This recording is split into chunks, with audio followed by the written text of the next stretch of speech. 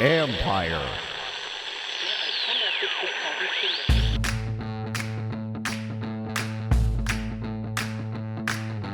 Hello and welcome to my podcast. Do me a favor, subscribe to the John Conn Report. Wherever you get your podcast, you're watching on YouTube, hit that like button, hit that subscribe button.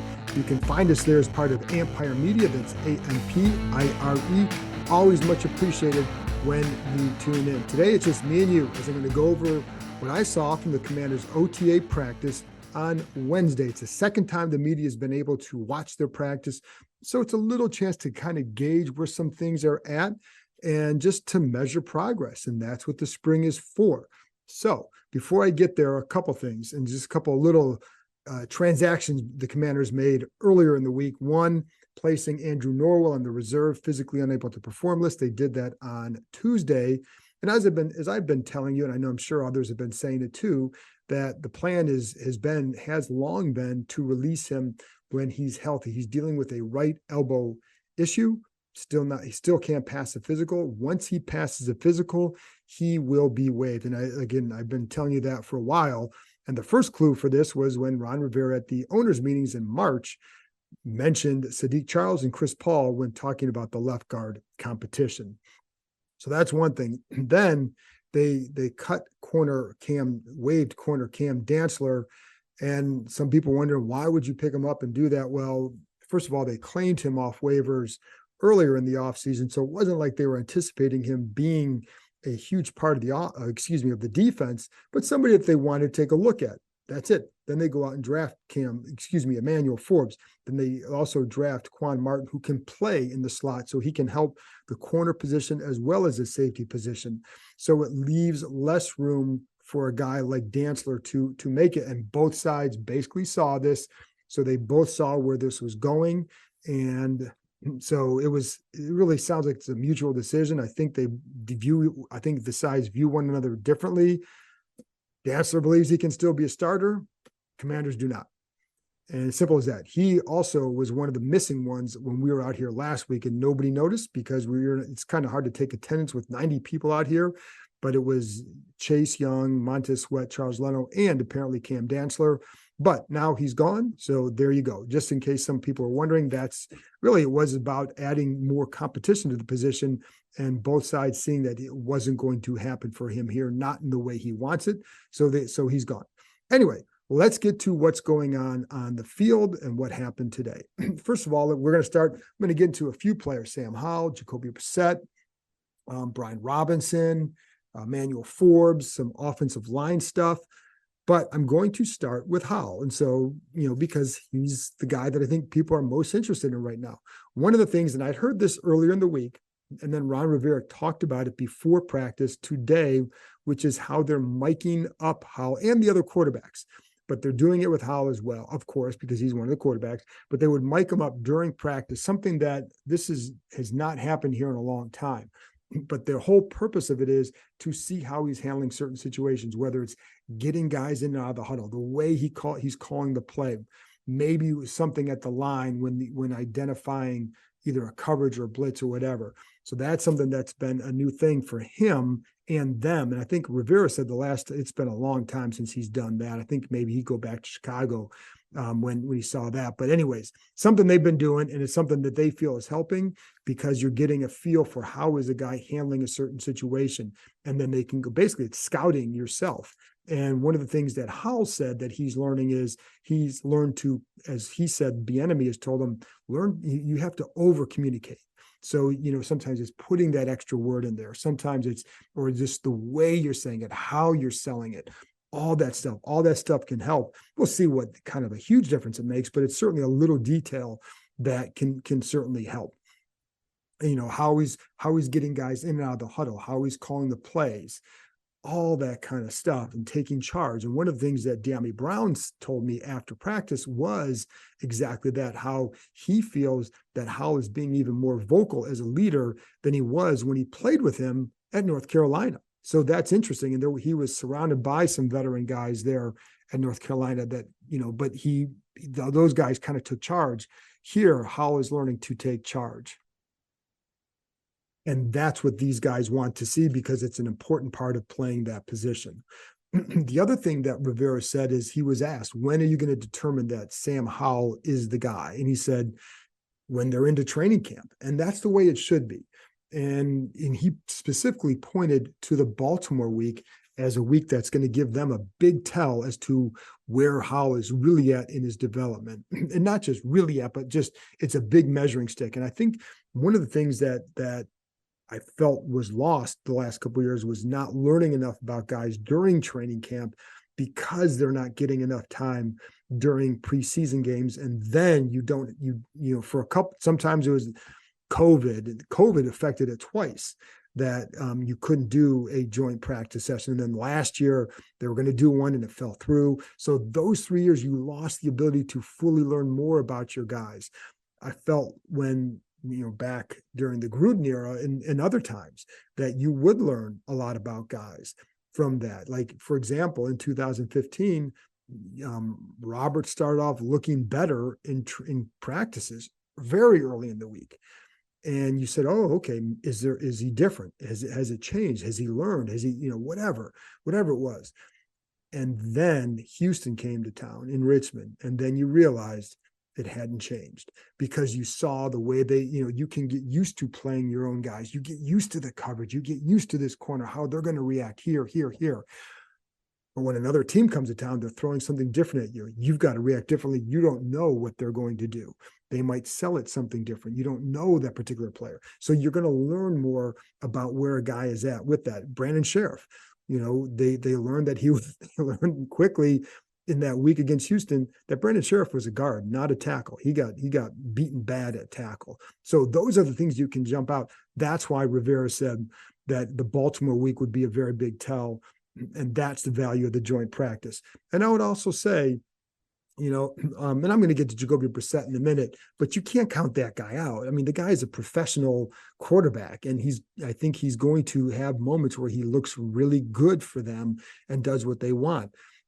Clearly, they'd like to see Howell win this job. That's the guy that that they're talking a lot about. They're very excited about him, but you still got to go earn it. And I think it's smart to say it the way it is. But I would say if he's not showing some things, then you better make it a real competition. And that means kind of, who's going to, mixing it up a little bit more. Right now, it definitely feels like this is Howell's job. He has to either plateau or not advance for him to lose this job. But again, Baltimore week, big deal.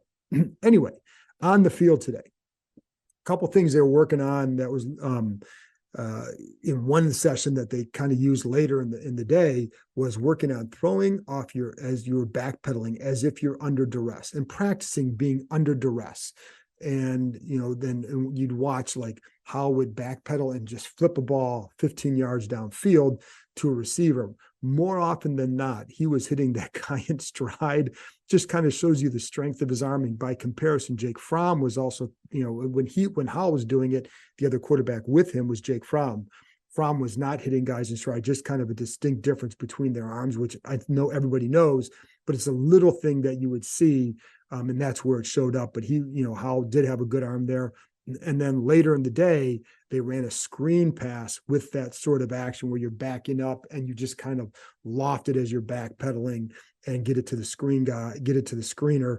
And so like there was a reason why they're practicing that. And that's partly why. There were a couple of times, I thought Howell looked pretty good last week. And there were a couple throws that, of course you're going to have that you wish you had back into practice because those guys are pretty good too. And the other side of the ball is doing, they're going to know what's coming a lot of times too. I didn't think that he was quite as accurate today as he was last week. And by accurate, I mean the shoulder he's throwing to, getting guys to turn into catches or into routes, leading them into more yards, that kind of stuff. But I do think that there were a lot of times where there were just some really, really good throws. And then some throws where, again, guys on the other side of the ball would make a play. So there was a 5-on-5. They're doing some 5-on-5 sessions this time in this camp. And there's some throws that where there's one throw, tight end would have been leveled by Cody Barton because I don't think Howell, this happened a couple of times where I'm not sure Howell saw the outside defender creeping back inside because he's reading him in his own coverage, and he leads a guy into a guy that probably would have leveled him, and that one was there. The next play in this 5-on-5, both Quan Martin and Derek Forrest would have broken it up. Then on the next play, throws outside to Chris Rodriguez's outside shoulder, away from the pressure inside with Percy Butler, a nice throw. 2 plays later, drops in a nice deep crosser to Curtis Hodges in rhythm, and that's what you see with Sam Howell a lot, is throwing in rhythm. So there was that up and down a little bit, but certainly some really good flashes, and then some other throws were like, you've got to be aware of this. And there was another time he throws a perfect ball to another receiver just over the top of the defensive back. Just a really nice throw, a great throw. And so you saw that in the 7-on-7. There was another sequence. Quan Martin with a good reaction broke up a ball that was almost intercepted. Then a deep throw, deep out left to Cole Turner, beats cornerback. This is deep right down the sidelines. So Turner beats the corner. The safety, and this is zone coverage. The safety comes rotating over, but the ball is perfect. And it was Percy Butler, couldn't get there in time. Perfect throw, right in his hands, right as he's going out of bounds. Just a nice throw, catches in bounds. Cole Turner is having a good camp. Next throw, Howell has to scramble. So it's not what you want to see. Credit the defense. So that's another one. Then the next one, you had a throw to Logan Thomas.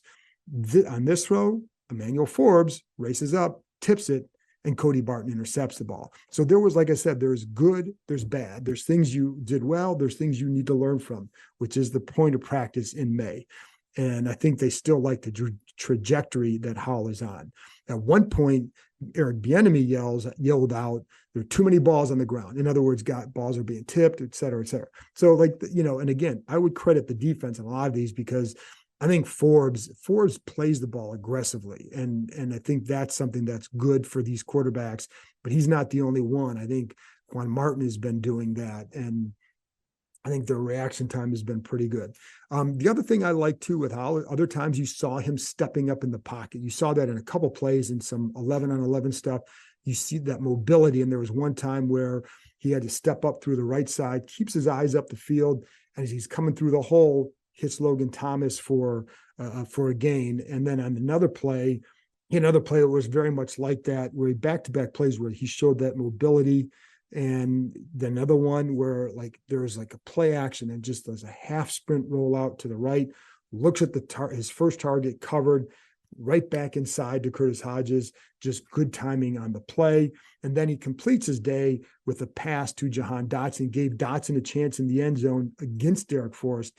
Nice. There's a little bit of a collision there, unintended. But Dotson holds on the ball, and it was a good throw, and it's a really good catch by Jahan Dotson, a contested catch, but a tough contested catch, not just out bleeping a guy, but just having to go get the ball from a guy. So, like I said, with Howell, there's a lot, I think, and I talked about this on the podcast the other day, the footwork is just much better. The rhythm and the timing, because of the footwork is much better.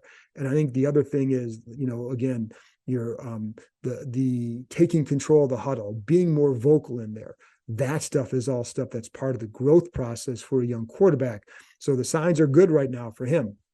But again, it's not perfect.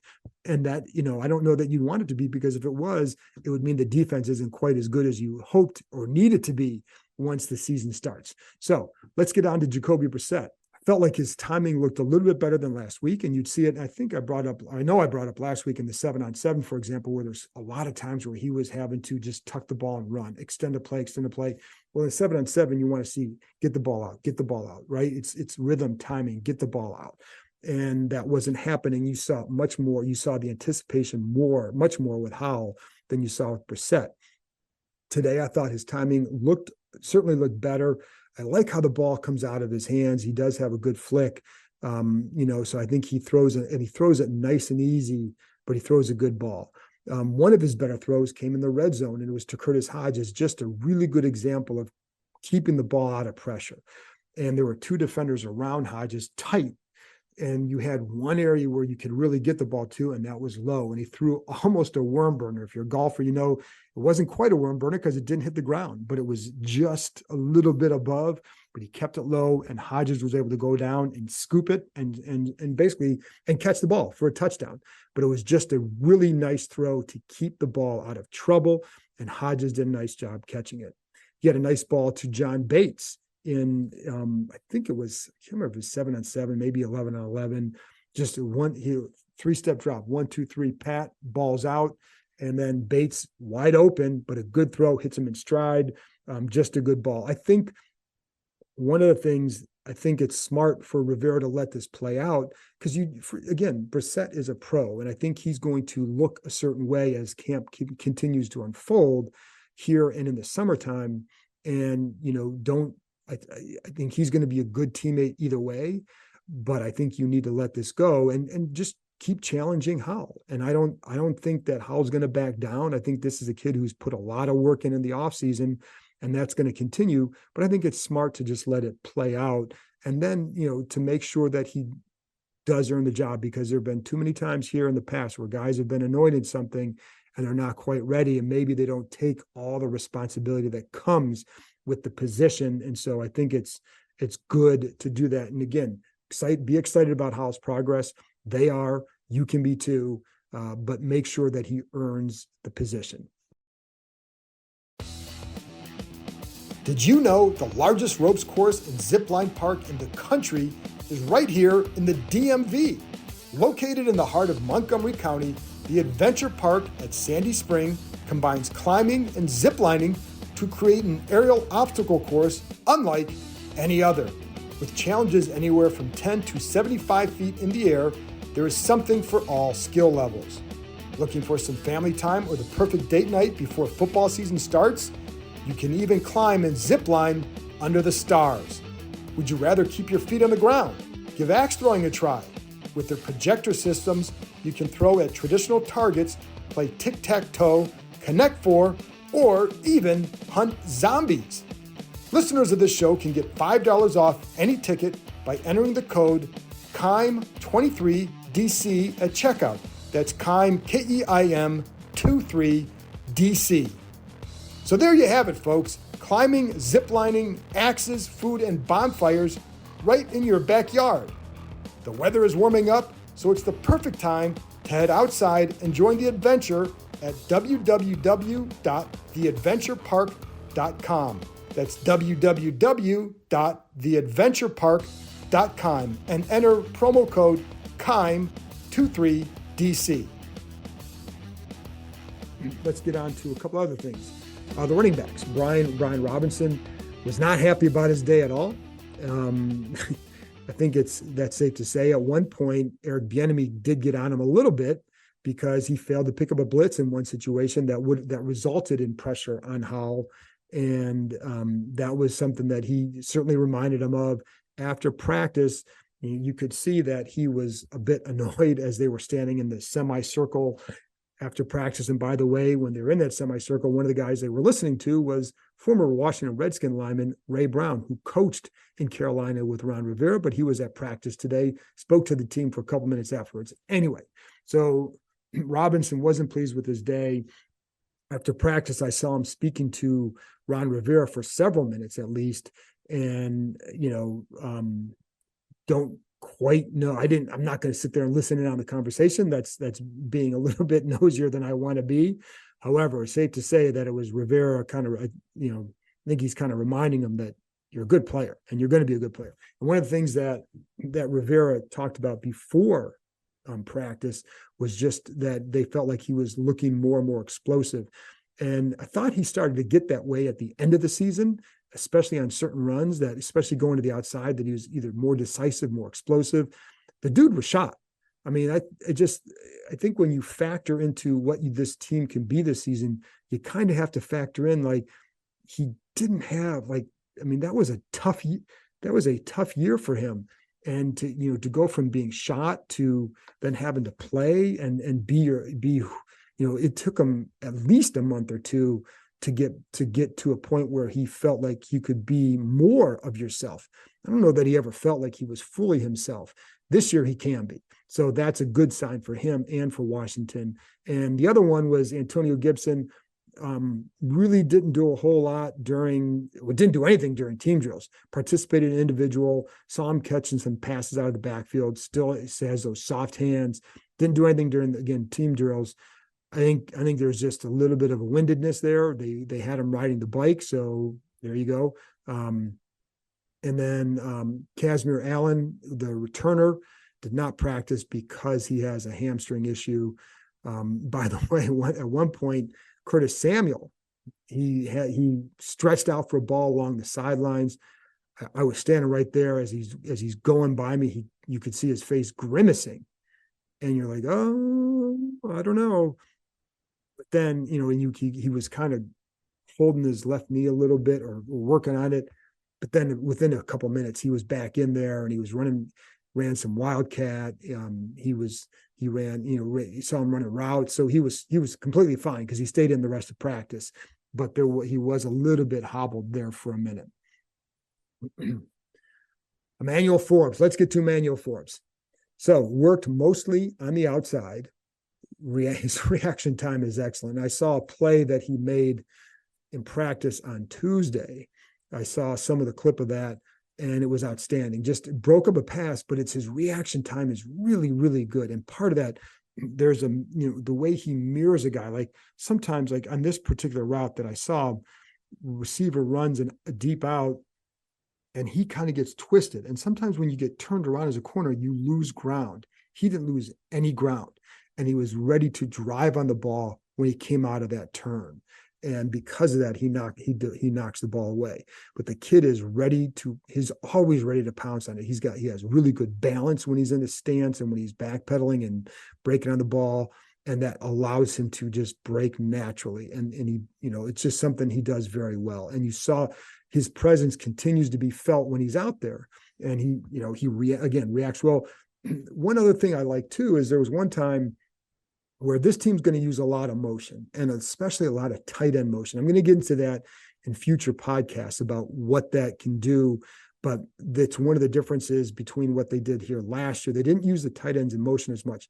It's a lot more revealing for a quarterback because it tells you a little bit more. It can reveal more about what the defense is doing when you're using the tight end in motion, something Kansas City did a lot of. And it's something this team will do a lot of with the tight ends. Anyway, so there's one time where Forbes is on the outside, and you see the motion. He's on his guy. Tight end goes in motion. He comes off. Tight end comes back. He gets back on his guy. But it was more so about his reaction to the motion, and he really was kind of nondescript on the play. Otherwise, it was the proper reaction. There was one time versus Jahan Dotson. Ball thrown to the inside, 13. I wrote down the number on my sheet. Forbes, just a physical play up through the inside shoulder of Dotson, breaks up the ball, and just a nice play. Breaks up a pass to Terry McLaurin on the outside. It was on his outside shoulder. He comes through the outside shoulder, breaks up the ball. So another time, there was a swing pass to Robinson in the right flat. He comes run up, and now I was deep back. I like to watch the plays from deep behind so I can get more view of things. But what you hear is he goes up there. Robinson gets the swing pass, comes up there. Forbes must have said something to the bench, to the offensive guys were on that side, because running backs coach Randy Jordan, all you heard him say from 40 yards downfield is, I can't wait to see it. I can't wait to see it. So I don't know if Forbes told him, what he would have done to Robinson had they been allowed to hit. And Jordan was reacting, I think, or maybe somebody said something about what Robinson would have done to Forbes. But either way, it's the fun part of practice. And I think Forbes is going to make practice a little bit more fun for those offensive guys because he seems to have a good sense of himself out there. And another time with Forbes, in one of the last plays, he covers Cole Turner in the end zone. It actually was the last play of practice. There was 1 second left on the clock. They're inside. They're probably on the 5-yard line. And Howell rolls to the right, tries to hit Forbes, tries to hit Turner, but Forbes is all over him, not open, incomplete. That's practice. By the way, one of the things that Rivera talked about too is before practice, because that's when we talked to him today, was the cornerback pairing. And Forbes has played some inside, as I told you before, in the rookie mini camp, but they must have been working him a little bit inside at other times, mostly on the outside. And St. Just also working on the inside. And I told you before, they like St. Just short area quickness. They like his length inside there. They really like Kendall Fuller on the outside. And I think last year is why. In that zone match, you're playing a lot with your eyes and your smarts. And those are two things that Fuller those are some of his strengths. He's a very smart corner. And I think he had a good year as the year progressed because of that. So they like him out there. And I think they're curious about the other two inside. Rashad Wildgoose also playing inside with some of the number one unit when it was St. Just and Fuller on the outside. But I have a sneaking suspicion that Forbes will be in there a lot. Just a hunch. So the only time I saw Fuller on the inside was during they would do these 3-on-3 receiver versus corner drills. When they were doing 5-on-5 over here, they'd have 3-on-3 over here, and that there was a couple of times where Fuller was lined up on the number one receiver to the inside. Anyway, a little bit of offensive line talk. First O-line, same as it's been: Lucas, Charles, Gates, Cosme, Wiley. And, it's really hard to focus so much in on those guys because there are no pads and it's just technique right now. But the one thing I did see a couple things with Sadiq Charles I thought were pretty good, just the way he set and with some of the physicality that he used when, just some of the initial thrust or the jam. And that was, or the punch. But again, his thing is staying healthy. But I'm curious to see how he develops because he could be a pretty good guard if he stays healthy. Second O-line, it was Trent Scott at left tackle, Chris Paul at guard, Tyler Larson at center, Keaton Sutherland at right guard, Alex Ekenbulu at tackle. Third line, Braden Daniels, the rookie, Aaron Montero is at left guard, Stromberg at center, Laufenberg right guard, and Jared Jones-Smith at right tackle. Daniels, again, haven't been able to watch him too much. Unfortunately for him, one of the plays I watched, he had a good initial thrust, but then it was against KJ Henry, then lost him to the outside, and he had the tendency to bend. And then you saw that in college, and he bent on this play and Henry gets outside of him. But again, when we're going to learn a lot more about them when they put the pads on. And then during special teams work, one of the things that it's good to see what they do while another group's working on special teams. And this is where you saw Juan Castillo going back to his O-line roots. And he's not going to, we've talked about this before, but he's not going to be the tight ends coach. He's going to be in charge of the run game and then pass protection, and then be able to kind of bounce around to different groups, like mostly the tight ends and then the offensive line. So he was working a lot with the interior O-linemen today. And what you'd see is this working on their sets and punching a bag and just making sure you get the good thrust. And then it was thrust and then either you're going to slide to the outside, slide to the inside, depending on where the help would have been on that particular play.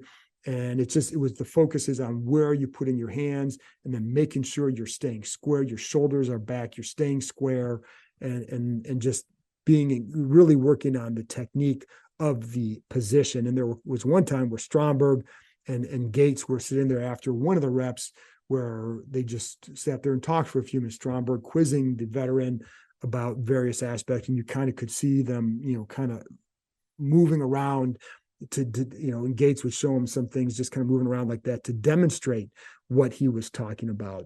So there you go. That's a practice wrap for me today. I'll be back with another episode. Probably come out Thursday night, Friday morning, talking more about obviously some insight in the Commanders, what's going on. I'll be talking to Bram Weinstein over the next episode or two, just to get his thoughts on training and what we've seen in camp so far, but also some of the things that players have said during these interviews, as well as Ron Rivera. And one of the things I'm going to get into with him with that is Ron Rivera talking about being more of a manager, delegating more than he ever has in his career. And he's always been more of a manager because he hasn't been in charge of the offense or the defense or the special teams. So that when you're not, then you're a manager. But when you have So it's really, that part hasn't changed a whole lot, but what has changed is delegating more to a guy like Eric Bieniemy with the assistant head coach role and giving him some of his responsibilities. So anyways, we'll get into all of that. And then next week, there's 3 days of mini camp. Be out here for each day. So a lot of these wrap-ups. Hope you enjoy them. Hope it gives you a feel for what's going on during this time of the year. So that's it for me. And thanks for listening. Talk to you next time.